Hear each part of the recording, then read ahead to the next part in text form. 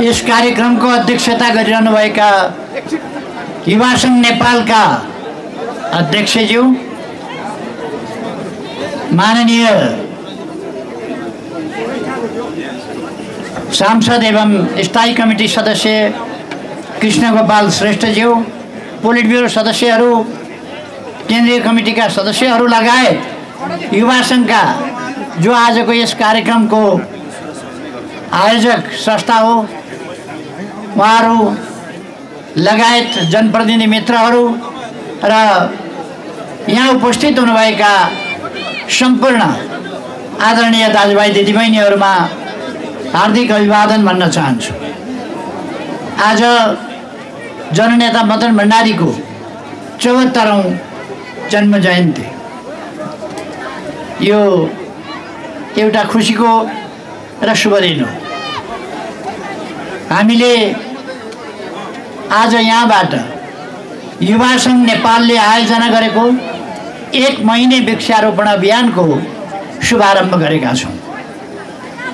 यो अभियान सफल रहनेछ भन्ने मैले विश्वास लिएको छु र यस क्रममा देशभरिमा युवा संघले लाखौं बिरुवा रोप्नेछ अथवा लाखौं बिरुवाको वृक्षारोपण हुनेछ।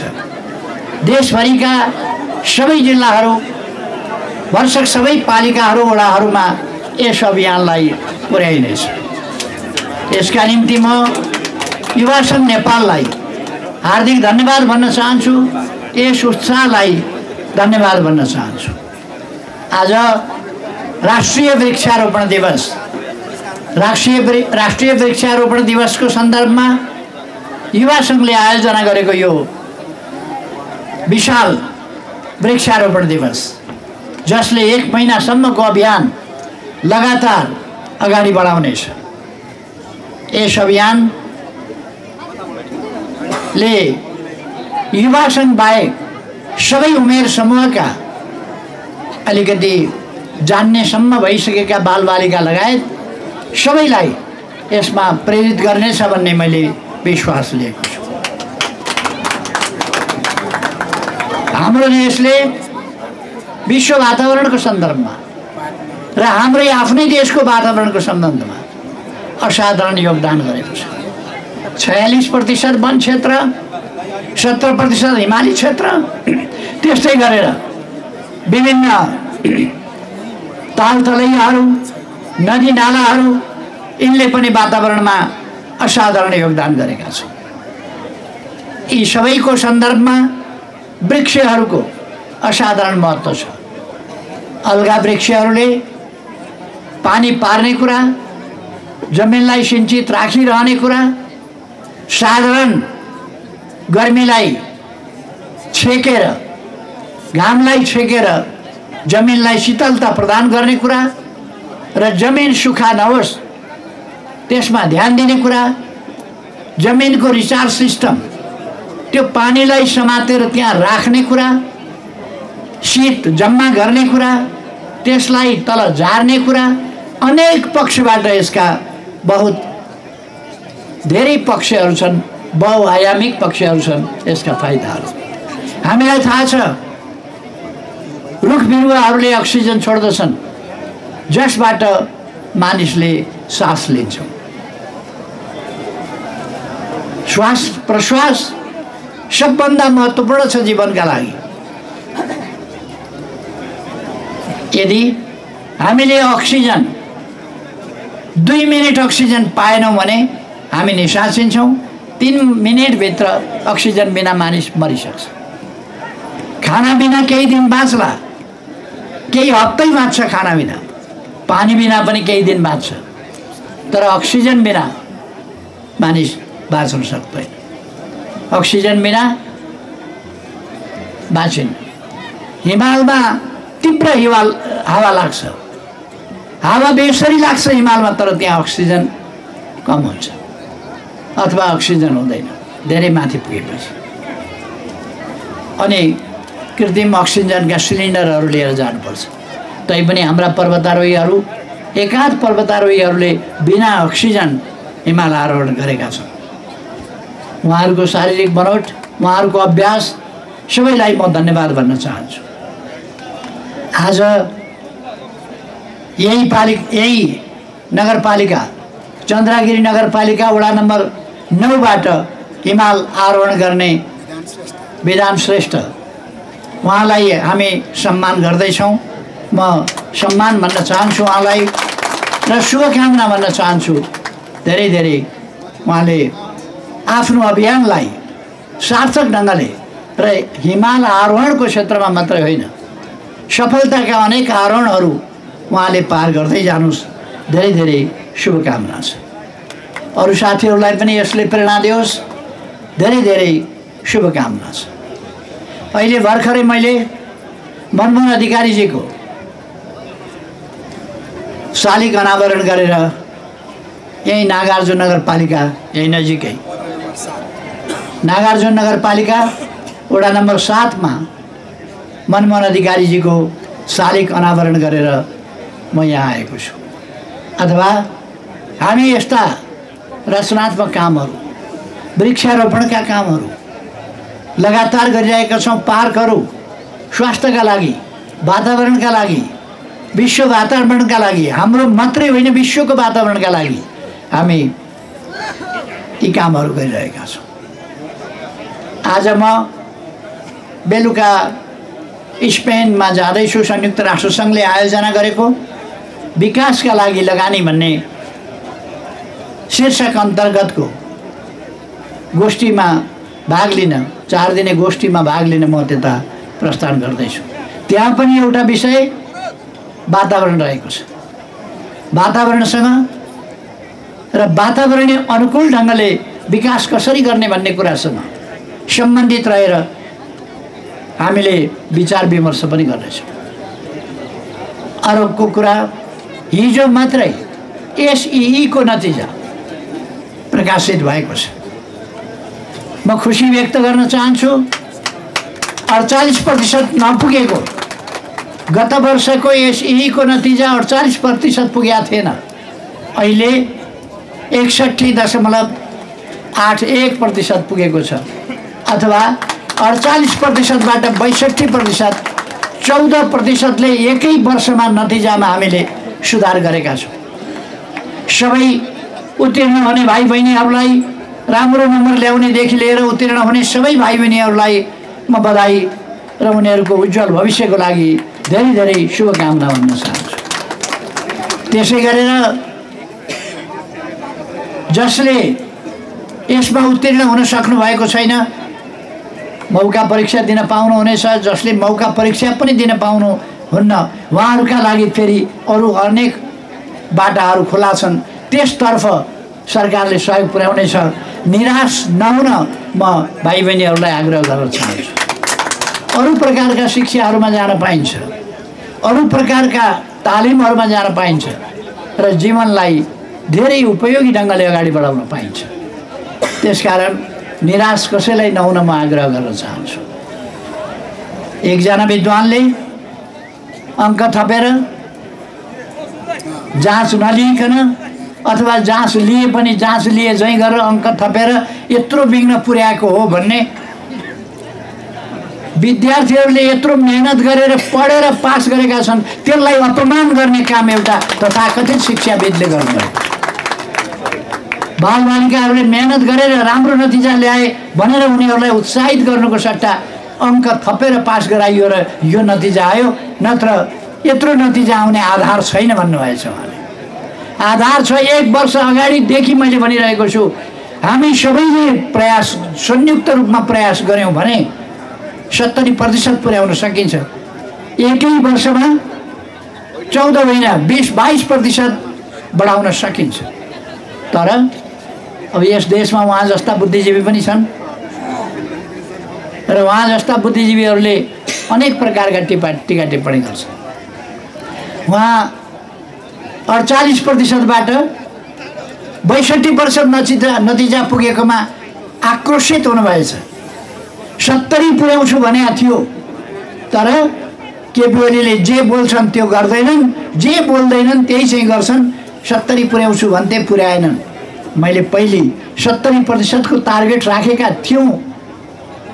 छौँ भनेको थिएँ, तर सबै कुरा नमिलेपछि मैले पछि भनेको थिएँ 60% भन्दा माथि 60% भन्दा माथि नतिजा पुर्याउँछौँ यसपल्ट भनेर मैले भनेको थिएँ। मैले यो कुरा पार्लियामेन्टमा पनि भनेको थिएँ। ती विद्वानलाई मसँग कत्रो विरोध, यसमा मात्रै विरोध होइन, तिनलाई दैलेखमा 112 अर्ब घनमिटर ग्यास मिथेन ग्यास पैदा भयो, त्यसैमा झोक चलेको थियो, त्यो झोक यहाँ ल्याएर पोख्या। विकास भएको देख्नै नसक्ने केही बुद्धिजीवीहरू छन् नेपालमा, उन्नति भएको देख्नै नसक्ने।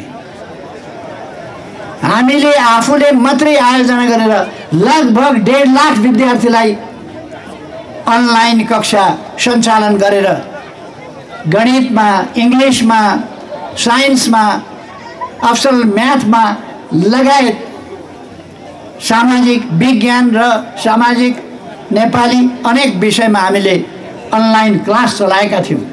मोबाइलबाट घरमै बसेर राम्रा शिक्षकहरूबाट पढ्ने व्यवस्था मिलाएका थियौँ। त्यसको आधारमा कमसेकम 1.5 लाख जसो विद्यार्थी त त्यसैबाट पास हुन, उत्तीर्ण हुन मद्दत थपिन्थ्यो। त्यसकारण मैले भनेको थिएँ 60% भन्दा माथि हाम्रो नतिजा हुनेछ। 60-65% हामी SEE को नतिजा पुर्याउनेछौँ भनेर मैले भनेको थिएँ। त्यसमा जस दिने उहाँलाई मन भएन। यस्ता अनेक केही बुद्धिजीवीहरू छन्, तर यस्ताका कुरा सुनेर निराश नहुन, आफ्नो पढाइलाई अवमूल्यन गरेकोमा, अपमान गरेकोमा चिन्ता नगर्न म विद्यार्थी भाइ बहिनीहरूलाई आग्रह गर्न चाहन्छु। तपाईहरू उच्च मनोबल लिएर, आत्मबल लिएर, कसैले तपाईहरूलाई कृपाले पास गराइदिएको होइन, तपाईहरू आफ्ना मेहनतले, आफ्नो परिश्रमले पास गर्नुभएको छ। तपाईहरूलाई म बधाई भन्न चाहन्छु, धन्यवाद भन्न चाहन्छु, शुभकामना भन्न चाहन्छु। धन्यवाद यसकारण कि तपाईहरूले देशको इज्जत अलिकति थपिदिनु भएको छ। आगामी वर्ष SEE को नतिजा योभन्दा अझ माथि पुर्याइनेछ म यहाँहरूलाई भन्न चाहन्छु। र हामी भोलिबाटै SEE, अर्को वर्षको SEE, अहिले मौका परीक्षा दिने विद्यार्थीहरूका लागि र अर्को वर्ष SEE दिनेहरूका लागि पनि निःशुल्क यो अनलाइन कक्षा, धनीले पढ्न पाउने, पैसा हुनेले पढ्न पाउने, नहुनेले पढ्न नपाउने होइन, घर बसेर निःशुल्क ढङ्गले आफ्नो मोबाइलमा पढ्न पाउँछ। त्यो व्यवस्था निजी क्षेत्रबाट पनि मैले गरेको छु। निजी क्षेत्र भन्ने पनि केही उत्साही युवाहरूलाई लिएर 200-300-400 युवाहरू भोलिन्टियर सर्भिस गरिराख्नु भएको छ। यसमा त्यो कुराको कदर नगर्ने, युवाहरूको त्यो बलिदानको, त्यो त्यागको, त्यो समर्पणको, त्यो सङ्कल्पको सम्मान नगर्ने अनि जथाभावी यो नम्बर थपेर भएको यो सन्तोषजनक छैन। कस्तो नेगेटिभ उल्टो घोप्टे ब्रेन परेको हो, मस्तिष्क नै कप्टो, घोप्टे मस्तिष्क। अचम्म लाग्छ मलाई। नत्र यति मेहनत छ, यति उपलब्धि छ, हामीले हासिल गरेका छौँ, हासिल गरेका उपलब्धिलाई पनि अवमूल्यन गर्ने। म यस्ता व्यक्तिहरूको बारेमा धेरै समय खर्च गर्न चाहन्न, तर मैले भन्न खोजेको के हो भने विद्यार्थी भाइ बहिनीहरू, हाम्रा शिक्षकहरूले मेहनत बढाएर, मेहनत गरेर पढाएर पास गर्नुभएको छ। अनि नम्बर थपेर पास भयो, धेरै नम्बर दिएर पास भयो। धेरै नम्बर दिएर पास हुने भए त सबै पास भइहाल्थ्यो नि, किन 62% मात्रै भयो? अझै 38% विद्यार्थीलाई असफल घोषणा गर्न मिल्दैन। विद्यार्थीहरूलाई असफल बनाउने परिपाटी अन्त्य गर्नुपर्दछ। तर असफल बनाउने परिपाटी अन्त्य गर्नभन्दा अगाडि कोही पनि असफल हुनै नसक्ने परिस्थिति निर्माण गरेर त्यसपछि हामी अगाडि बढ्नेछौँ। यसर्थ यस्ता उपलब्धिहरूका साथ हामी अगाडि बढिरहेका छौँ। हरेक दिन एक पाइला अगाडि, हरेक दिन हामी एक पाइला अगाडि जाँदैछौँ। नेपाल अगाडि बढ्दैछ, नेपाल विकास गर्दैछ, हामी विकास गर्दैछौँ। व्यवस्था परिवर्तन भयो, अवस्था परिवर्तन भएन भन्ने नकली कुराहरूलाई हामी देखाइरहेका छौँ। यो डाँडामा वृक्षारोपण गरेर अवस्थामा परिवर्तन गरिँदैछ। अघि भर्खर अर्को ठाउँमा हामीले त्यसै गरी गर्ने। आज देशभरि वृक्षारोपण भइरहेको छ। यी वृक्षहरू हुर्किँदै गएपछि अक्सिजनको मात्रा कति थप्छ, वातावरणमा अनुकूलता कति ल्याउँछ। खेर गएका ठाउँहरू अथवा कुनै उत्पादकत्वका ढङ्गले प्रयोग नभइरहेका वा कुनै सकारात्मक प्रयोगका लागि प्रयोग नभएका ठाउँहरूको प्रयोग कसरी हुन्छ, यो कुरा हामी देखाइरहेका छौँ। हामी अगाडि बढ्दैछौँ, अगाडि बढ्नेछौँ। म आजै स्पेन जानु छ, त्यसको तयारीको त कुरा छोडौँ, तर अहिले मैले पार्लियामेन्टमा गएर केही कुराहरू पार्लियामेन्टमा जानकारी गराउनु छ, केही बोल्नु छ। त्यसका निम्ति मसँग समय एकदमै रहेन। त्यसकारण म यहाँबाट यहाँहरूसँग बिदा हुनुपर्छ। आज मदन भण्डारीको 74औं जन्म जयन्तीको सन्दर्भमा म मदन भण्डारीप्रति हामीले सबैले श्रद्धासुमन अर्पण गरेका छौँ, माल्यार्पण गरेका छौँ। म श्रद्धासुमन अर्पण गर्न चाहन्छु, उहाँप्रति सम्मानजनक ढङ्गले स्मरण गर्न चाहन्छु र उहाँको अगुवाईमा हामीले प्रतिपादन जुन जनताको बहुदलीय जनवाद गरेका छौँ त्यसलाई दृढताका साथ अवलम्बन गर्ने र अगाडि बढाउने, व्यवहारमा अगाडि बढाउने काम गरिरहेका छौँ, गर्नेछौँ। म कुनै यति बेला अरू केही कुराहरूमा गइरहन चाहन्छु, तर पार्टीलाई एकताबद्ध, अनुशासित, वैचारिक हिसाबले स्पष्ट, संगठनात्मक हिसाबले एकताबद्ध र अनुशासित बनाएर लिएर जाने कुरामा पार्टी चुक्ने छैन। अनुशासनहीन ढङ्गले कोही पनि नेता कार्यकर्ता चल्ने छैनन् एमालेका भन्ने मैले विश्वास लिएको छु।